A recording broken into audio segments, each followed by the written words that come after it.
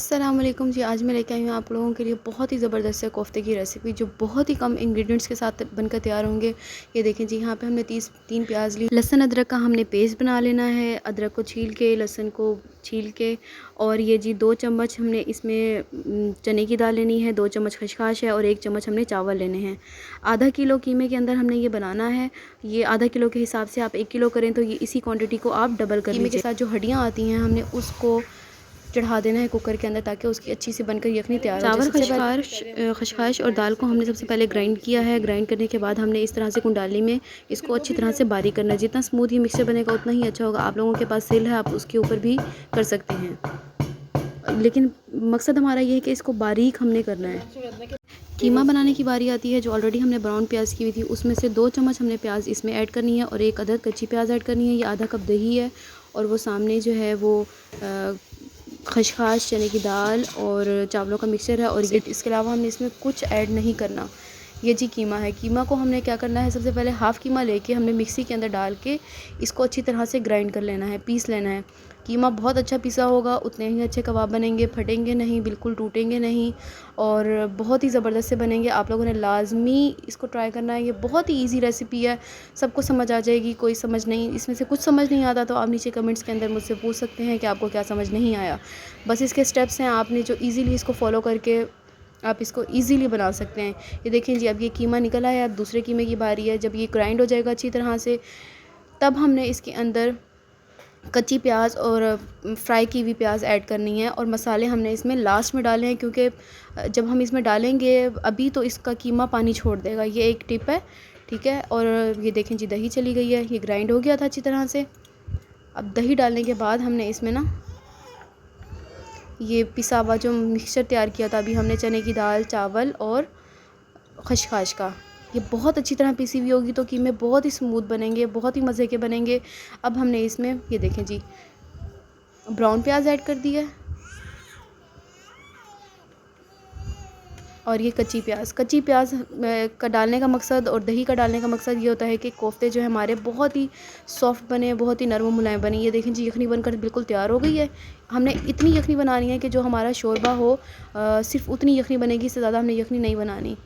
ये जब प्याज दही अच्छी तरह से मिक्स हो गई हैं, तब हमने इसमें लास्ट ये नमक और मिर्च डालना है, और उसके बाद ग्राइंड कर लें अच्छी तरह से, ताकि नमक मिर्च जो है वो कीमे के अंदर अच्छी तरह से मिक्स। अब आती है बारी जनाब शोरबा बनाने की। तो सबसे पहले हमने नमक, मिर्च, धनिया और लहसुन अदरक का पेस्ट, दही और हमारे पास ऑलरेडी जो ब्राउन की हुई प्याज थी वो इस मसाले के अंदर जाएगी। बस इसके अलावा हमने और कुछ नहीं डालना है। ये देखें जी, ऑयल गरम करके अच्छी तरह से इसमें हमने प्याज को फ्राई कर लिया। प्याज को जिसमें हमने ऑयल में फ्राई किया था उसी के अंदर ही लहसुन अदरक को ऐड कर दिया, ठीक है। इसके बाद जब ये अच्छी तरह से लहसुन अदरक की हमा ख़त्म हो जाएगी, इसकी एक स्मेल होती है आपको पता ही है, तो वो जब स्मेल ख़त्म हो जाएगी, लहसुन अदरक की भुनाई होने के बाद इसमें हम 2 घूंट का पानी ऐड करेंगे, ताकि लहसुन अदरक भी अच्छी तरह से पक जाए।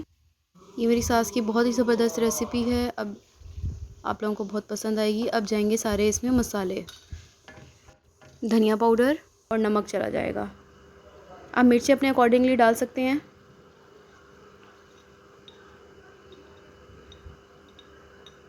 लेकिन अच्छी तरह से चम्मच चला लें और इसकी भुनाई कर लें मसालों की लहसुन अदरक के साथ।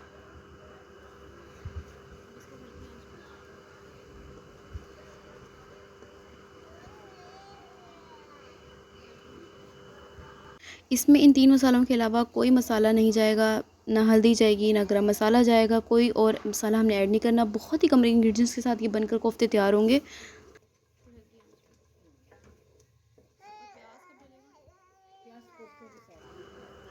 हल्की आंच करके आप भुनाई के लिए इसको छोड़ दें। इतनी देर में हम क्या करते हैं, प्याज और दही को ग्राइंड कर लेते हैं। प्याज और दही को अच्छी तरह से ग्राइंड करने के बाद ये मेरे पास थोड़ी सी जायफल है और जावित्री है, इसको हमने पहले कूट लेना है। दैन उसके बाद इसमें हमने प्याज वाले मिक्सचर में ऐड कर देना है। ये देखें जी, ऐड कर दिया है। इससे इतना कोई ज़बरदस्त आपके कोफ्तों का मिक्सचर बन के तैयार होगा सालन का, कि बस आप खुशबू से ना आपका पूरा घर महक जाएगा। लाजमी आपने स्टेप बाय स्टेप यही तरीका फ़ॉलो करना है और ये बनाने हैं। अब जी हो गया है इसकी ग्रेवी तैयार। अब आते हैं कोफ्ते बनाने के लिए। कोफ्ते बनाने के लिए यहाँ पे मैंने अंडे बॉईल कर लिए हैं, जो कि बहुत ही सख्त, मतलब थोड़े से हार्ड हमने बॉईल करने हैं अंडे।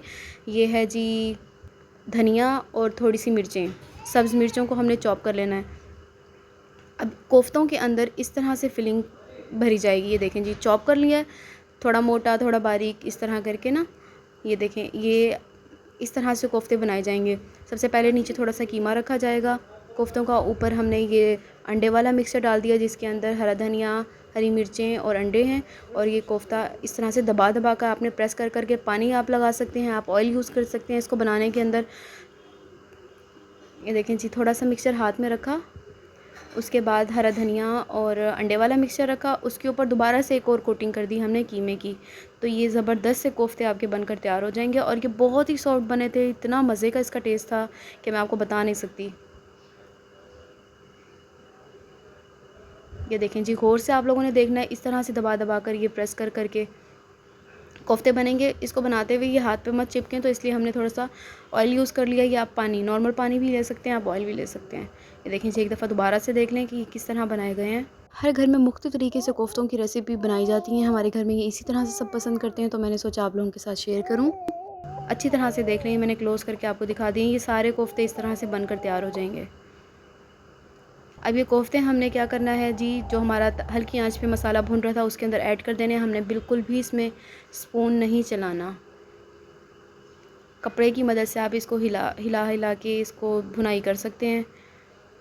ये देखें जी, सारे कोफ्ते इसमें चले गए हैं। अब अगर हम शोरबा भी डाल देंगे तो ये कोफ्ते टूट जाएंगे। हमने शोरबा अभी नहीं डालना, इसको कुछ देर के लिए ऐसे ही पकाना है। और ये जी जनाब, कुकिंग करते हुए ये बहुत साहब हमें तंग करते हैं, जो हमारे पास ही आके खड़े हो गए हैं। ये देखें जी, ऐसे इसको मिक्स करना है। इतनी ज़बरदस्त यहाँ पे खुशबू आ रही थी, बहुत ही मज़े के। एक दफ़ा आप लोग लाजमी ट्राई कीजिएगा। ये देखें जी, दही का मिक्सचर इसमें चला गया। अब इसको हमने ढक कर रख देना है। हमने कोई चम्मच इसमें अभी नहीं चलाना। तकरीबन 20 मिनट इसी तरह से रहने देना है, ढक देना है। और ये अच्छी तरह से पक जाएंगे। दही का पानी खुश्क हो जाएगा और ऑयल ऊपर आ जाएगा, तो ये टाइम आता है हमारा यखनी डालने का। ये देखें जी, इस तरह से पकड़ पकड़ के हमने कोफ्तों की चारों साइड्स, मतलब आपको मेक श्योर हो जाए कि हर तरफ से कोफ्ता पक चुका है। अब ये बिल्कुल भी नहीं टूटेगा। अब इसके अंदर हम यखनी ऐड कर देंगे। यखनी ऐड करने के बाद सिर्फ हमने इसे तकरीबन कोई 10 मिनट के लिए पकाना है। वो भी हमने ऊंची आंच नहीं करनी है, मीडियम फ्लो के ऊपर हमने इसको पकाना है। ये देखें जी, यखनी चली गई है। यखनी के अंदर सारे मसाले चले जाएं, इसलिए सिर्फ हमने पकाना है इसको। बहुत देर नहीं पकाना, हमने सिर्फ 10 मिनट के लिए पकाएंगे। और ये देखें, इतने ज़बरदस्त से कोफ्ते बनकर तैयार हो गए हैं। इतना ज़बरदस्त इनका कलर आया है, बहुत ही मज़े के हैं। ये मैंने आपको एक तोड़ कर भी दिखा दी है। आप लोगों ने लाजमी इसको ट्राई करना है, मुझे फ़ीडबैक देना है। अपनी दुआओं में मुझे रखिएगा याद। मुझे दीजिए इजाज़त, अगली रेसिपी तक के लिए फिर मिलते हैं। अल्लाह हाफ़िज़ जी।